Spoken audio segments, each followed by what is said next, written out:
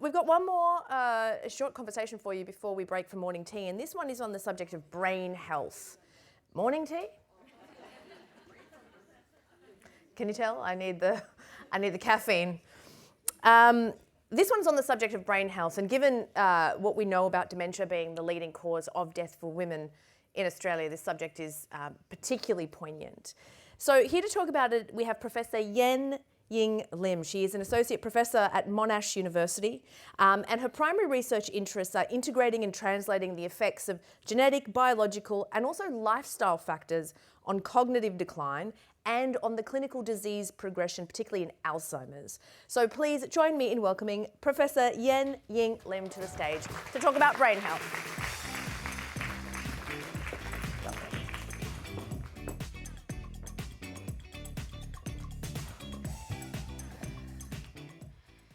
Good afternoon, everyone. Thank you so much for having me. I must admit, I have never been introduced with music before, so this is pretty special. So I'll get straight into it. I want to talk about building a better brain. I actually don't know if these slides have been updated, but we will roll with it. So we have an aging population in Australia. This should come as no surprise to everyone.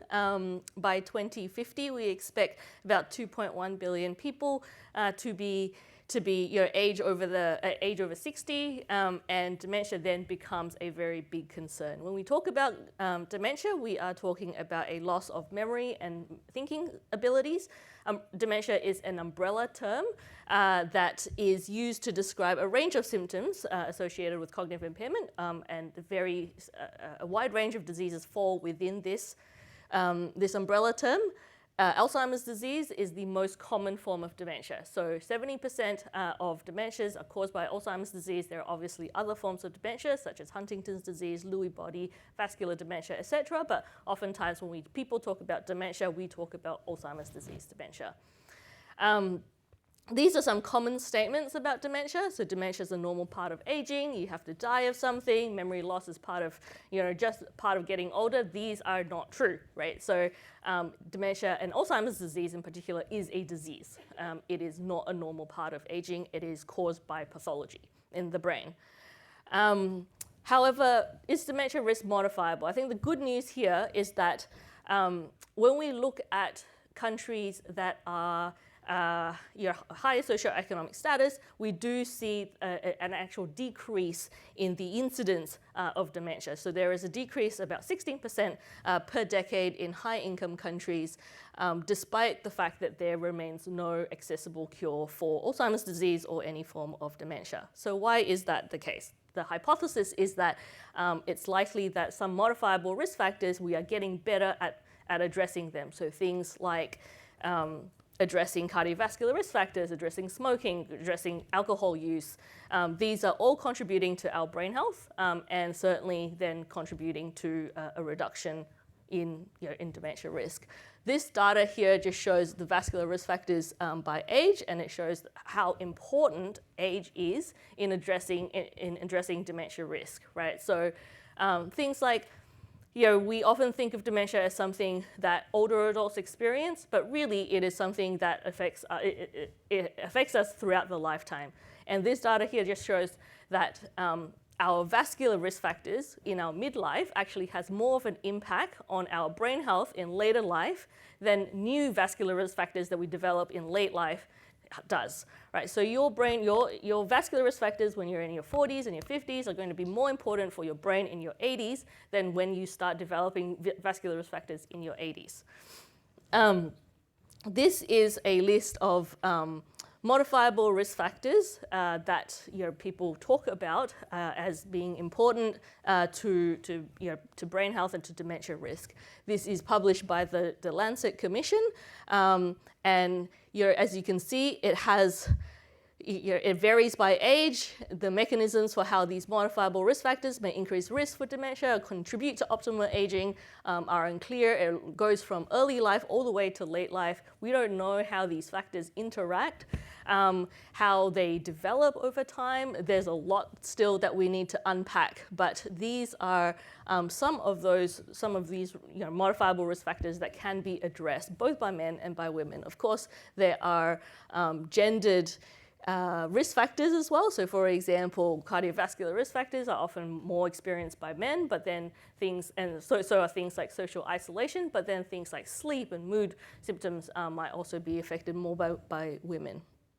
Modifiable risk factors, I mean, this is a really busy slide, but modifiable risk factors essentially just co-occur, right? Like they don't often happen on their own. So if you are somebody who is who's say obese, for example, you're also more likely to experience sleep apnea. You're also more likely to experience mood symptoms. And so so the question that I often get asked is, so which one do I address? So I want to come back to Ruth's message, which is to keep it simple. And the best modifiable risk factor to address is the one that you can address, right? So you start with one and we build from there. So I won't go through these, but women are at greater risk of dementia. Of those living with dementia, right, 2/3 are women. And women also show greater rates of mortality associated with dementia. Now, this is in Australia, it's about 14% higher rates of mortality due to Alzheimer's disease dementia, which isn't huge, but it does support the notion of sex differences in risk for Alzheimer's disease dementia. At a population level, it's not as bad as I would like to think. Like, I wouldn't call it a female epidemic, which is very reassuring, but it is still this increased risk. When we talk about Alzheimer's disease, we talk about two key proteins, amyloid and tau. And I just wanted to show this because I will be referring to them in a little bit. This is what an amyloid plaque looks like under the microscope and what a tau tangle looks like, right? This is what we see in a brain slice. And these are the two key proteins that we talk about and that matter in Alzheimer's disease. So a post-mortem study, and so this is from people who have donated their brains to science, of more than 1,000 individuals living in the community have shown here. And what's really interesting, I think, to me is that, and what has caught everyone's attention is that women didn't show that much difference in the levels of amyloid in one of the proteins, but it seems that women did show a particular vulnerability to tau tangles. And there's also increasing evidence that this higher level of tau is driving faster memory decline in women compared to men. So on the left-hand side are both men and women with higher levels of tau burden. And in this group of individuals with equally high levels of tau, women show, on the right-hand side, women show that much faster decline in memory than men do. So why is this the case? Why might that be the case? When thinking about the story of sex hormones, there is this emerging story here based on amyloid and tau markers, right? So for instance, a recent paper showed that females who took hormone therapy had lower levels of tau at the cross-section than females who did not take hormone therapy. And this data here now shows that these relationships between menopause status and also pathology in the brain. So the warmer the colors, the more pathology there is in the brain. And it shows that as we get into that sort of menopausal stage, women who are in menopause do show that higher level of pathology compared to men, which suggests this critical watershed moment for Alzheimer's disease pathological vulnerability to be occurring during menopause. So why do we think that the menopausal period is so important? So one important hormone to decline drastically during menopause is estrogen, right? So many observational studies have investigated the role of estrogen on protection and risk from Alzheimer's disease and have suggested a protective effect. How might this work? So one interesting theory is that of the window of opportunity. That is the time in which estrogen turns off, either naturally or surgically, and the time that it can be turned on again, which is through reintroduction of estrogen, which might be critical in how beneficial estrogen might be to the brain. So while this theory seems very enticing, the story is a little bit more complicated than this. So many observational studies have suggested that the length of reproductive window in a woman is very important. So the shorter the exposure to estrogen from the start of a woman's first menses to the onset of menopause, the higher her risk of Alzheimer's disease dementia. But clinical trials that have examined the effect of hormone therapy on risk for Alzheimer's disease dementia have not been very positive. So this large clinical trial, Women's Health Initiative, examined new cases of dementia throughout the trial and also memory decline in a smaller subset of the participants. They reported that hormone therapy with estrogen alone or in combination with other hormones increased the risk of Alzheimer's disease dementia. So this defies the observational findings that had been reported so far. Some suggested that perhaps the hormone therapy was introduced too late. In this clinical trial, women were treated at the age of 65 years or over, which is somewhat of a protracted period from the average age of menopause, which is approximately 50 to 52 years of age. A more recent and far smaller clinical trial found that, tried to probe this idea a little bit more, and what they found was that women who were closer to their age at menopause and those who were treated later, and what they showed was that the closer the woman was treated to the age of menopause did not show better memory performance than those who were treated later. And then this pilot clinical trial called KEEPS then showed that when they examined levels of amyloid signal in women who were treated with different forms of estrogen hormone therapy, what I found to be of particular importance and interest, but again, this is just a pilot sample and needs replication, is that women who were treated with a 17-beta estradiol therapy via a patch were found to have slightly lower levels of amyloid in their brain. And this was particularly true of women who had the genetic risk factor for the disease. So all these studies together highlight the complexity of the menopause story. Clearly, there is something going on here in this critical hormonal transitional period.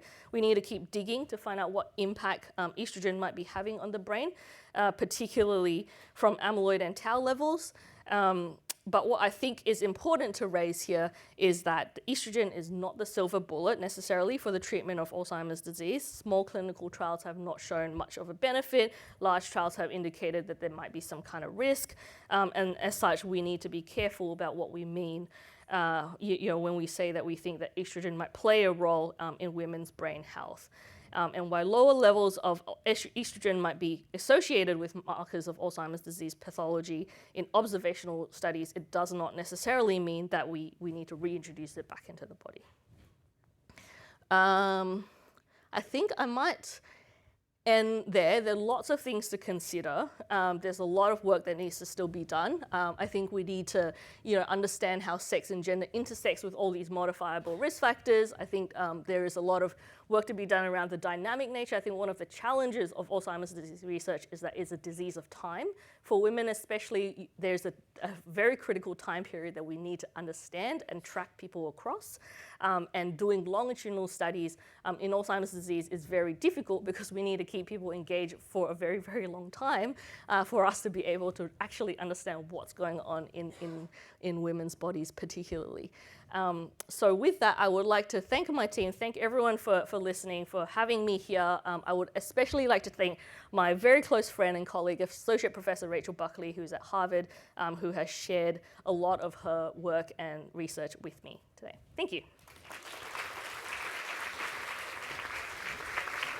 Thanks so much, Professor Yen. Can I just ask you a quick question? Yes. As somebody who stopped doing science in year 10, my brain collapsed in on itself. It was a lot for 3 o'clock in the afternoon. I was like, amyloid. Okay, that's interesting. But one thing that I did notice about the presentation, which I thought was extremely interesting because I'd never actually even thought about menopause together with Alzheimer's and there being any kind of relationship there. Mm-hmm. But one thing that I noticed was that a lot of the research and studies is, that you had in the presentation are fairly recent. Mm-hmm. So is this sort of a recent area of health? Right, okay. Yes, I mean, definitely. That's crazy because It dementia is like crazy. the leading cause of death. Yeah, what I didn't get to as well is the clinical trial data, right? So out of the 56 clinical trials that have been approved and run and completed, only 12% of them report sex disaggregated data, right? So that means we split the data up into men and women. The most recent clinical trials have shown that there is this small cognitive effect, but when you look at the effect of women versus men do better than women substantially. And so it's a little bit disheartening to know that we're still so behind in reporting these sex effects, particularly in clinical trials. Clinical trials are so important because women and men biologically were quite different, and yet there is still no emphasis on this kind of reporting. So we're advocating for it, we're pushing for it, and hopefully we'll get better outcomes. Yeah, well, thank you very much for doing that. We No worries, greatly thank you. appreciate it. Thank you so much.